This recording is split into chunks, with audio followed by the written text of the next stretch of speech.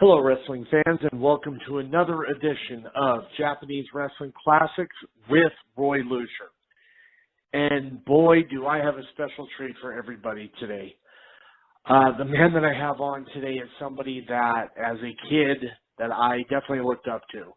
I mean, you know, in elementary and junior high school and even high school, I wasn't exactly the biggest person. So who I looked up to, I mean, obviously I idolize wrestlers, but this man I looked up to because of what he was as a journalist. So before we go any further, I just wanted to bring up to everyone there that I really, really appreciate the support that I've gotten for the show so far. Here we are a couple weeks in. I'm already here on episode 3. I have a list of guests lined up basically for the rest of the year. I've had a handful of people reach out to me to be on the show that I've worked in Japan, and that alone right there really warms my heart. And I just want to say thank you, and I really am trying my best here to make this into something special.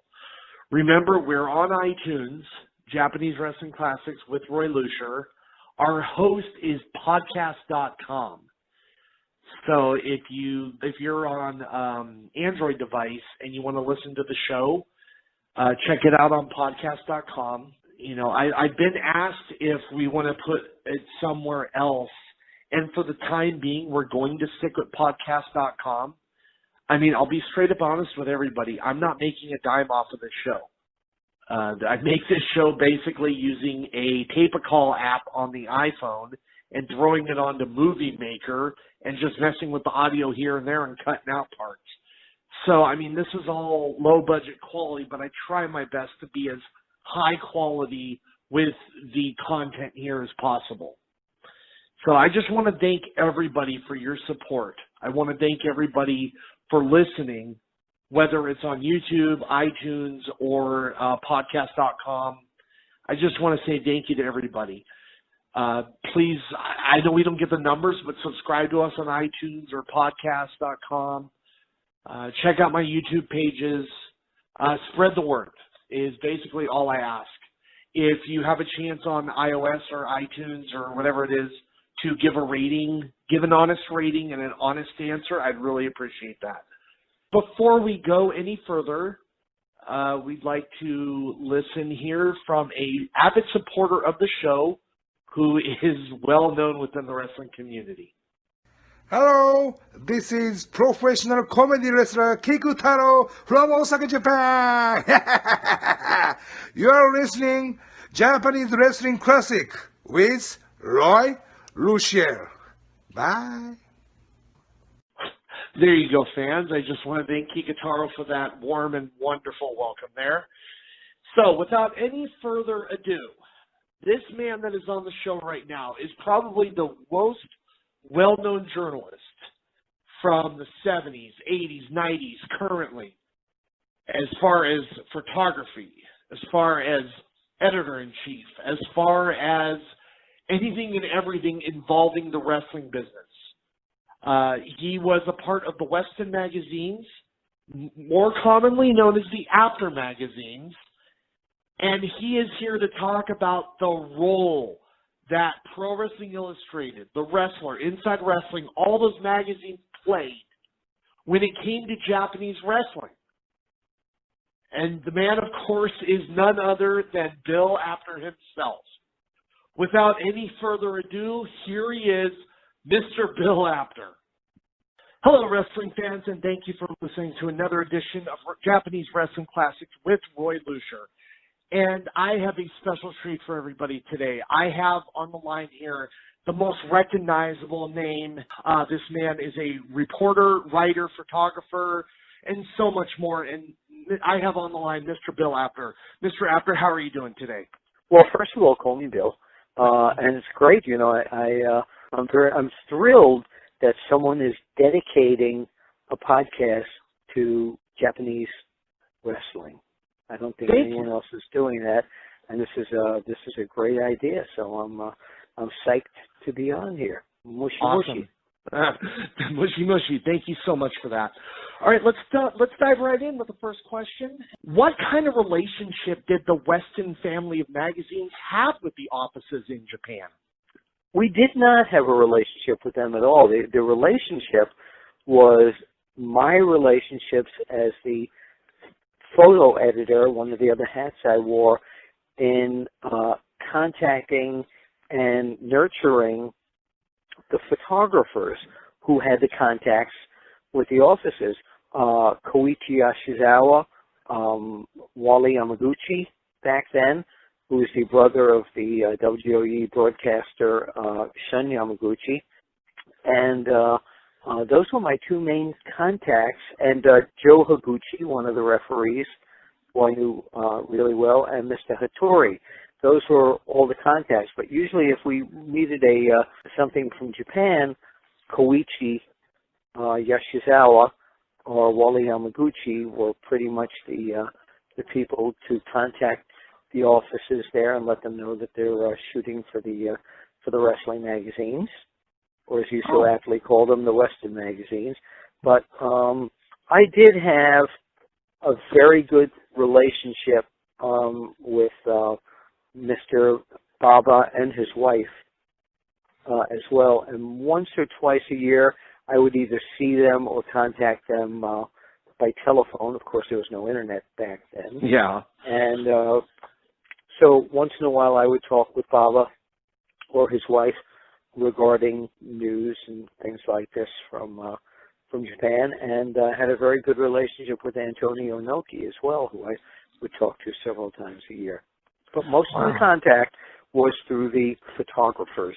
And Wally Yamaguchi actually did work for the WWF for a bit as Yes. Hakushi's manager, correct? Yes, he did. Yes, That's right. he did.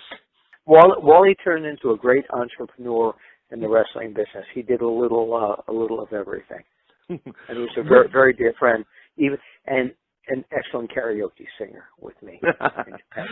Yes. When was the first time that you visited Japan? Early 80s, I was there, and Noki's group had brought George Napolitano over, and Terry Funk said to me one time, he says, Bill Apter, he says, we're booking for Baba, and George Napolitano's going over there for Inoki. We want to take you over. And they took me over on a tour along with Lou Thez, Mongolian Stomper, Bruiser Brody, Stan Hansen, Ted DiBiase. It was incredible. I couldn't believe that I was doing this. Did you get a chance to go to Ribera Steakhouse while you were there? Oh, of course. On the final night, Baba, who sounded a lot like Andre, was, you come with us, we're going to buy you a steak. Oh, yeah, absolutely. My big thing that I missed, though, I didn't get a jacket. I should have. Instead, I opted for a Planet Hollywood Tokyo jacket. I'm sure if you went back there would be no problem getting you a jacket whatsoever. Probably not. Probably not. Well, I could probably get it from Amazon at this point, too. Yeah. And how many trips to Japan had you made during your career? 3 trips. 3 trips. One of them was actually not for wrestling. One of them, when I was working for WOW magazine, one of the editors, Tim Tao, and I were invited to Pride, the first show of Pride, which was the beginning of the whole MMA thing in Japan there. And so I photographed the Pride show as well. So 2 times pro wrestling, both times for Baba's group, and then the Pride show. Wasn't the Pride show Hickson, Gracie, and Takada as the main event? I don't remember, to be honest with you. Yeah, I don't remember. I think it was. Yeah. Tell us about some of the historic events that you were able to photograph over the years on your 3 trips to Japan. Oh, my goodness. Well, I could tell you more about the characters more than the matches, because just watching the way that the Funks were treated by the Japanese fans was unbelievable. To see Jimmy Superfly Snuka in his prime in Japan was amazing. To fear for my life when Bruiser Brody and Stan Hansen would come out of the dressing room, and Brody swinging a chain, and Stan Hansen with the cow belt there, the lasso with the cowbell on it, and the fans would, you thought you were in the set of a Godzilla movie, because the fans would just riot and run, and they were terrified. And the first 2 nights, I didn't know that was going to happen, and I almost got trampled upon. By night 3, I realized, go under the ring and wait till they get to the ring. That way I wouldn't get hurt. But it was that, and then there was the story, and this is in my book. My book is Wrestling Fixed. I didn't know it was broken. Of Haku taking me out to karaoke for the first time, which tied into a very interesting story with Ted DiBiase and Terry Funk setting me up with what I didn't know was a he-she in Japan. But for the whole story, you got to read the book. I can't tell it as well as it's written in the book. No, it's written excellent. I have read the book. I got it for Christmas 2 years ago. Thank you. You know, it's definitely and then, must read. And Joe Higuchi, who's the referee back then, turned into a lifelong friend. When one of my bags broke with all my clothing for like 12 days there, he told me to stay at the hotel, and he took a train home for 2 hours and brought me back a bag that I could keep. I still have it in my basement. And the best, one of the best parts of it didn't even involve a Japanese wrestler, but it was in Japan where Lou Thez and I became family. You know, I'm close friends with Charlie nowadays. Lou's as am I. And I'll tell you this, Charlie is as much of a champion as Lou was. I really have to say that. So actually, she, and this is something I've never even told in my book, but Lou Thez showed me how to diaper my little baby son at his home in Virginia. He knew how to change diapers. I just want to let you know that. Were any of the staff of the Weston magazine's tape traders that would watch any of the weekly TV shows from the 2 main companies? No. Most of the writers at the Western magazines were more writers than wrestling people. Okay. Yeah, but periodically, Wally Yamaguchi or Koichi would send me VHS tapes, and I watched them. Now, some of the most memorable magazine covers in history with the Weston magazines involved back in '85 the match between Ric Flair and Rick Martel for the NWA versus AWA title unification match, and it was right there, right on the cover. And, we didn't see it on TV, but us, me personally growing up, I read about it in your magazine. It, whet my appetite. I was like, wow, this is really happening? What do you remember about that event? Just that it was one of the most highly anticipated events back then, because it was very unusual for Federation champions to cross the line and go against the champion of another federation. And that was one of the few. But I photographed so many of them. Bob Backlund, Harley Race, Superstar Graham, Harley Race. I mean, so many of them. But back then, it was really special because titles didn't change hands like they change today. There seemed to be more value in the NWA and AWA and WWF titles back then, because people. The title matches were very, very, very special because they didn't happen in every territory every night. Yeah, exactly. Yeah. Now, would any of the companies ask you to do a story on someone who is going to be coming over from Japan and wrestling in the States for a while in order to make them more known to the public? For example, Keiji Muto or someone along those lines?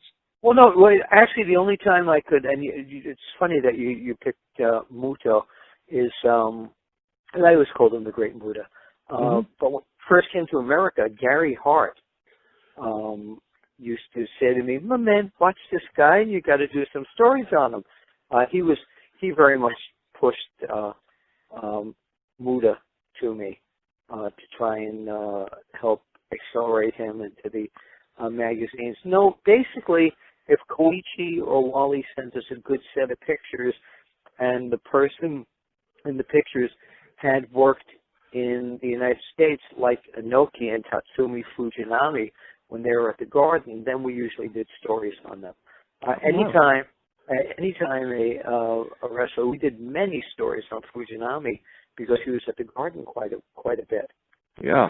He was the junior heavyweight champion for a while, if I remember correctly. You have to understand that we couldn't do stories without the photos. Photos had to come first. But Koichi would send pictures every 2 or 3 weeks, and he would also send results. Again, there was no internet back then, so that's what we got we learned a lot about the various names in Japan. I remember when I was growing up, the big Japanese star that I had never seen, I read in the Western magazines when he was the creator of Wrestling Review, was Ricky Dozen against Fred Lassie. And then also Baba Sakaguchi, I used to watch on TV when I lived in New York. I used to watch them from the Olympic Auditorium on the Spanish networks there on UHF TV. I'd see Baba and Sakaguchi there. Now, were there any Japanese names that you remember fondly that would go out of their way to come to the headquarters and meet the staff and wanted to take photos? No, they weren't. None of them came to the office at all. We were on Long Island, and when they were in New York, I'd go to New York. Tiger Mask is a perfect example of when he came to New York. I introduced myself to him, and we had a photo studio that we rented probably 8 blocks away from the Garden, and he came and did an entire photo set with me. Wow. Sayama, back in 82. Yes, Wow. Yes. Wow. Yes. And then he had that memorable match in Madison Square Garden against Dynamite Kid. And he did. He did. But no, the guys rarely, a lot of the American guys would come to the office at times, but most of them, the office was based on Long Island, and unless we sent somebody to go and pick them up, they really didn't want to leave New York during the day. A lot of them had their wives with them, and they wanted to spend the day in Manhattan. Now, when you first witnessed a wrestling event in Japan, what did you notice about the atmosphere that was different from the United States? Oh, well, first of all, the streamers, of course, which I had, I got tangled in them trying to shoot pictures. But the fans, when a wrestler did something special, just applauded like it was in a Broadway show, and it was quiet. Even when the wrestlers like Brody and Hansen came out and made the fans scatter, it was fairly quiet, except for the knocking over of the chairs. You didn't hear a lot of talking or anything from the fans. They were very respectful and appreciative of everything. There was no "this is boring" like you might hear at a show in New York or somewhere like that. Everybody was very respectful, and the applause was really, really nice. Wow. Now, when you co-hosted Pro Wrestling This Week, you guys often got clips from a couple of the Japanese promotions. How did you guys end up getting those segments? Well, I didn't. I co-hosted that several times. I did my own Pro Wrestling Illustrated segment on there, an editorial and the rankings. I was not part of the production team at all. I hosted it just a few times. When Joe Pedicino was on vacation, I co-hosted it with Gordon Soley. That was Pro Wrestling This Week. By the way, the person who put that whole show together and drove that bus and created that, Joe Pedicino, just retired a few weeks ago. I remember reading Bonnie Blackstone posting about a big retirement ceremony for him, too. Yes, yeah. I'm sorry I couldn't have been there. But I don't know where they got that footage from.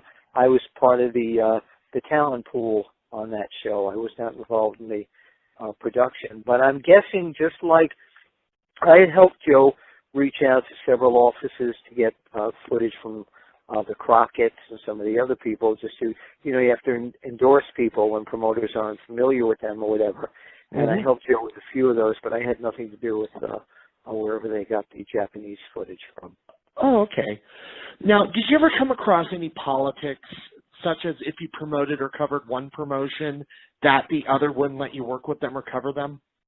No, they never would not let us cover them. They would be jealous that the NWA would be jealous that a WWF guy was full cover and their guy might have been the insert. That happened a lot.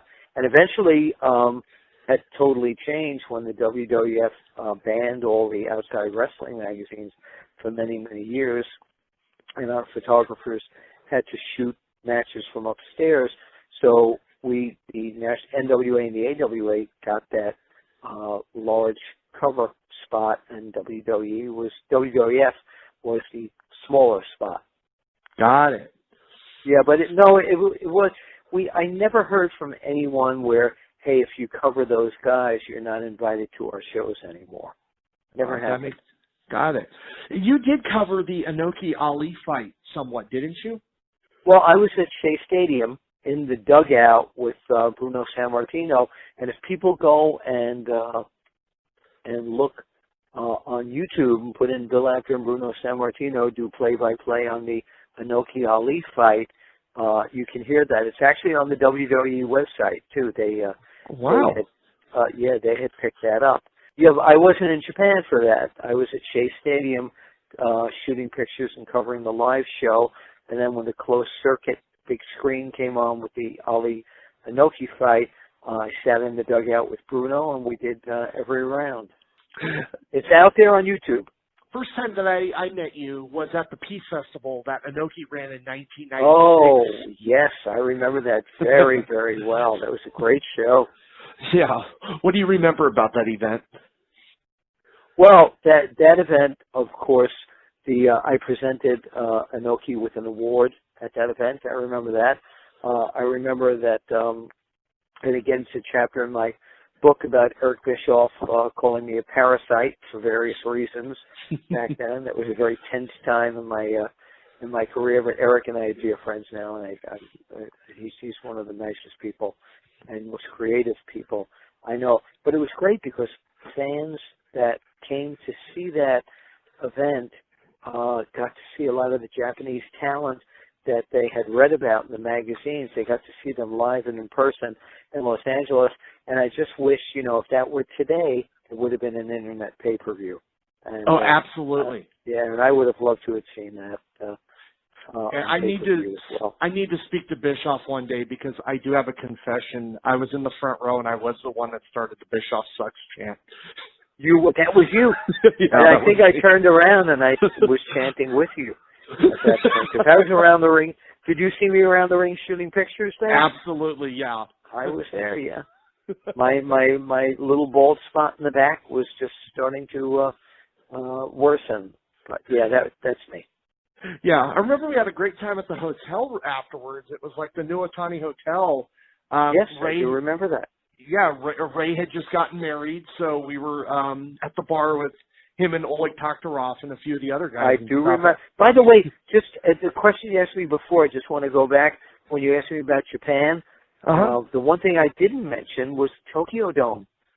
Oh. One of the big thrills of my life was finally being able to go and shoot pictures 3 times in the Tokyo Dome. Which event did you cover? Well, 2 of Baba's shows and the Pride event. Oh, that's right. That's right. The Pride was at Tokyo Dome. That's right. Yeah. So that was incredible. Wow. Now let's fast forward back to where we were just a minute ago here. No worries. Can you explain the process of adding the Japanese wrestlers to the PWI 500 when you worked there? I mean, were there some employees that were more knowledgeable on the wrestlers who would make an argument for their spot?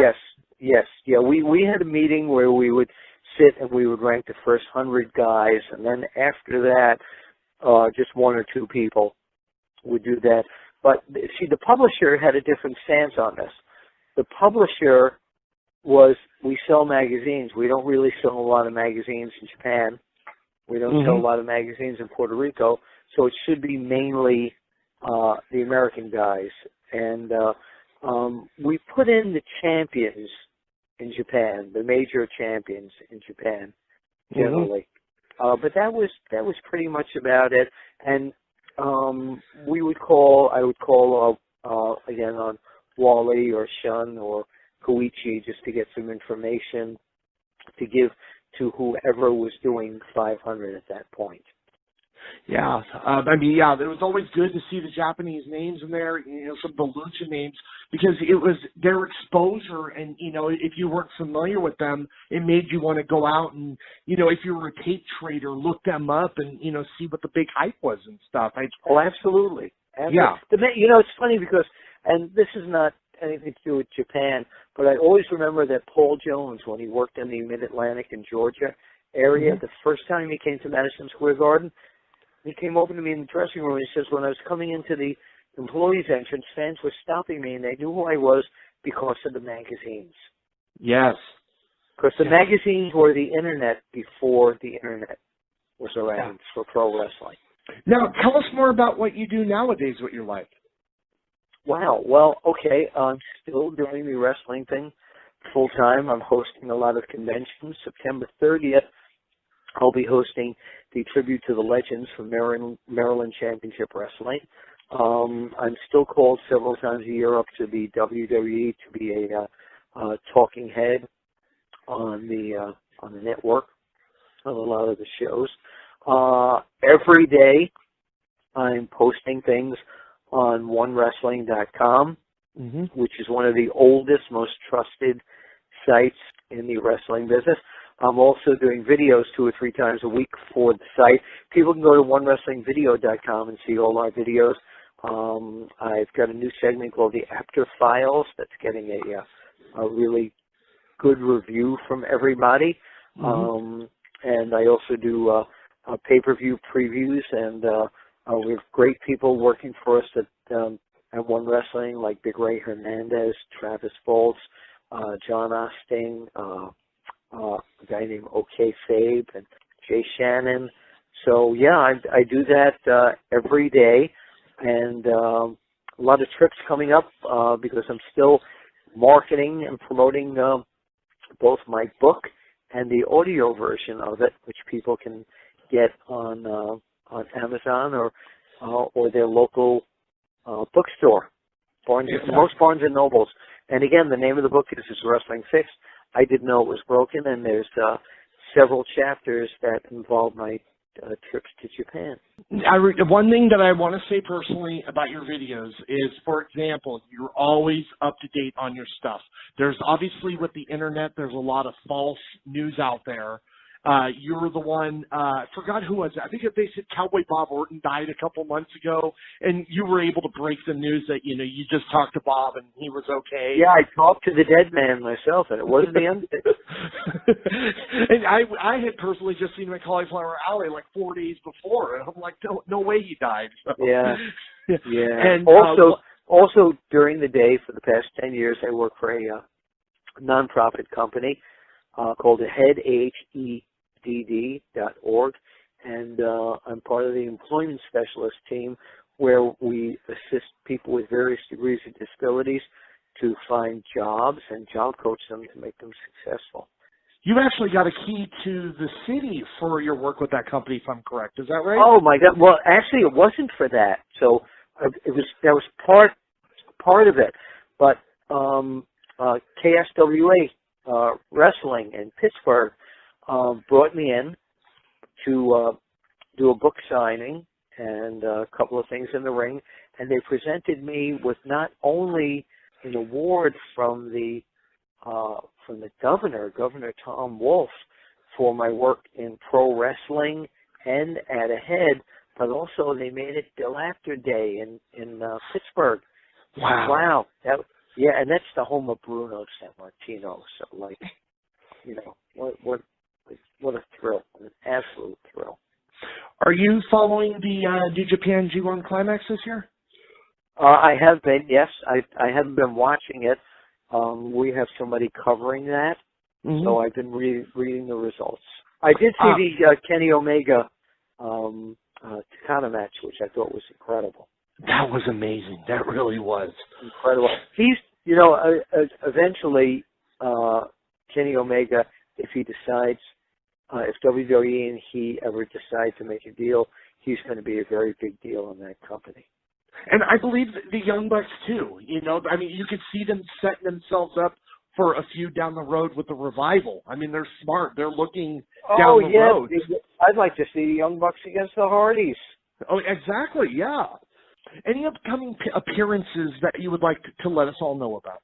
Well, I just mentioned the one in Maryland Championship Wrestling. I'll also be, now, when will this be on the air? I'd say in about a week or so. Okay, because this Saturday, the 12th, I will be in Philadelphia at the Icons of Wrestling convention. So if this is played after that, it was nice to meet a lot of you who came there. I'll do what I can to get this up sooner so that... okay, if you can, that'd be great. And I'm also negotiating for a possible trip to Australia early next year. Wow. Yeah. The event that you're doing on the 12th, who else is going to be there? Well, that's Icons of Wrestling. I'm going there for to do interviews for OneWrestling.com. And it's a great convention. Rob Feinstein puts this convention on. And he draws an absolutely incredible crowd. So confirmed guest Jerry the King Lawler, Jim Ross, the Rock and Roll Express Hall of Famers will be there. Tony Schiavone. Wow, he's doing great with his podcast. He is Road Warrior Animal. Too many four-letter words, though, for me. Yeah. Yes, Tony, I said that. But I love him. Animal will be there. King Kong Bundy, Chavo Guerrero Jr., who, by the way, is one of the major stunt people for the new Glow series on Netflix. Yep, good stuff there. Yeah, Joey Matthews, who's now a trainer at Maryland Championship Wrestling. One of the toughest guys, and I get along with him, and I love this guy. Bully Ray will be there also.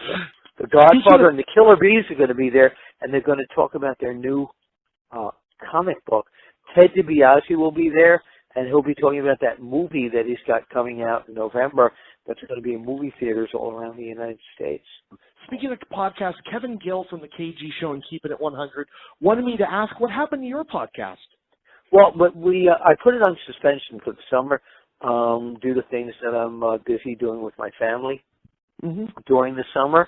It's in negotiations to bring it back. I've got a lot of things going on where I'm not sure I'm going to have the time to do that every week at this point. There's a lot of other things going on in my life right now, all positive, and a lot of it's to do with the wrestling business. So I'm not sure. It should be back maybe in September and maybe not.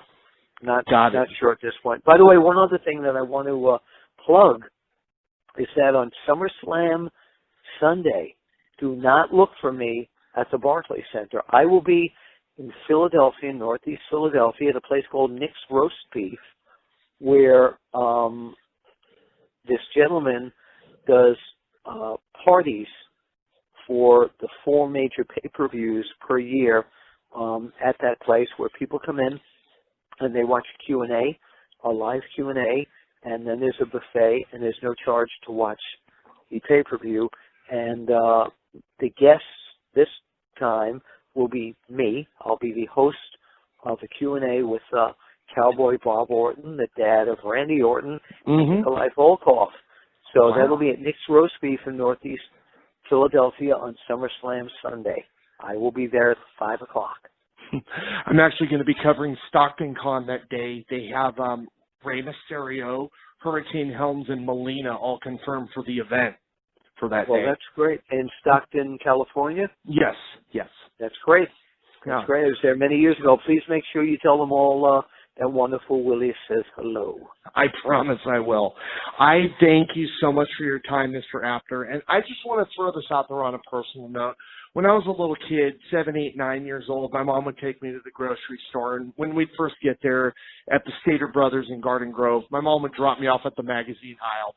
So in my opinion, you were as much of a part of my childhood as the wrestlers on TV were.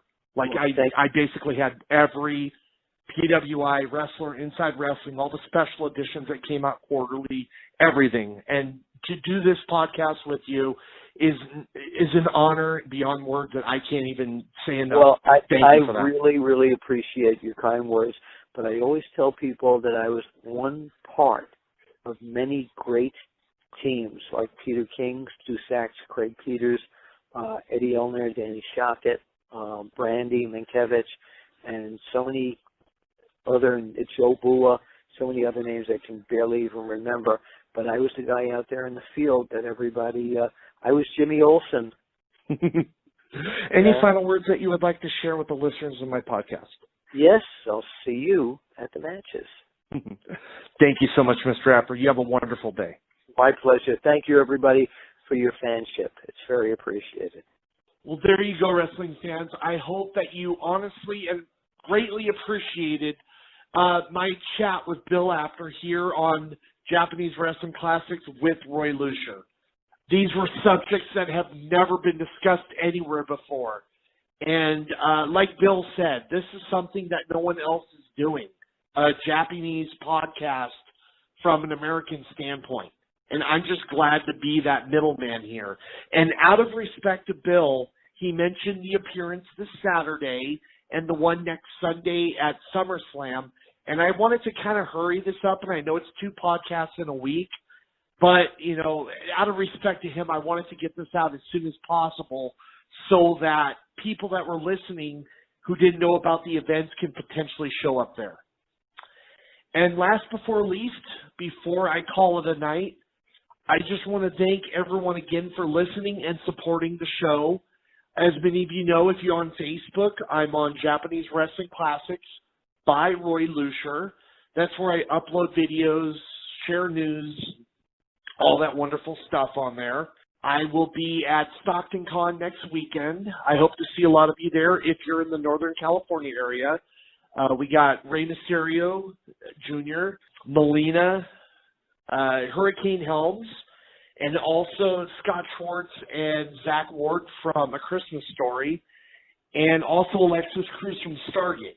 APW will be in Stockton next Friday as well with Jeff Cobb against Penta Cerro Miedo is the main event for the APW title, and quite a few dream matches on there. I'm really looking forward to that show as well. Anyways, once again, thank you so much for your support, everybody, and it's been an honest pleasure and honor and everything in between to be the host of Japanese Wrestling Classics with Roy Lucier.